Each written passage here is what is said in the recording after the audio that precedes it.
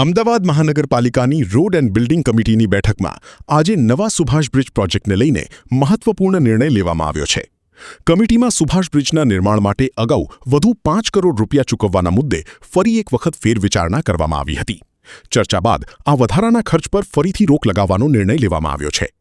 Road and building કમિટીના નિર્ણય મુજબ બ્રિજની ડિઝાઇન માટેની 60%ની ફી ઘટાડવામાં આવશે, જેના કારણે અંદાજે 3 કરોડ 37 લાખ રૂપિયાની સીધી બચત થશે. આ ઉપરાંત અન્ય વિવિધ ખર્ચમાં પણ ઘટાડો કરવામાં આવશે, જેના પરિણામે નવા સુભાષ બ્રિજના નિર્માણમાં કુલ અંદાજિત 10 કરોડ રૂપિયાની બચત થવાની શક્યતા વ્યક્ત કરવામાં આવી છે. અમદાવાદ મહાનગરપાલિકાનું કહેવું છે કે ગુણવત્તા સાથે કોઈ સમાધાન કર્યા વગર ખર્ચમાં ઘટાડો કરવામાં આવશે. વિશેષ શું કહે છે જૈનિક વકીલ, chairman road and building committee, આવો સાંભળીએ. આજની કમિટીમાં સુભાષ બ્રિજનો જે લોકભોગ્ય પ્રશ્ન છે એ પ્રશ્ન આજની કમિટીમાં ડિઝાઇનની જે ફીસ છે એ જે લગભગ 1.7% જેટલી અંદાજમાં હતી એ 0.30%, લગભગ 1.4% જેટલો ફાયદો થઈ અને ટોટલ 3.37 કરોડ જેટલો ખર્ચ બચશે.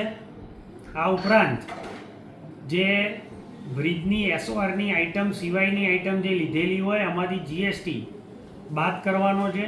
આમ કુલ મિલાકર એવું કહી શકાય કે લગભગ 7 થી 10 કરોડ રૂપિયાનો કુલ ફાયદો થશે.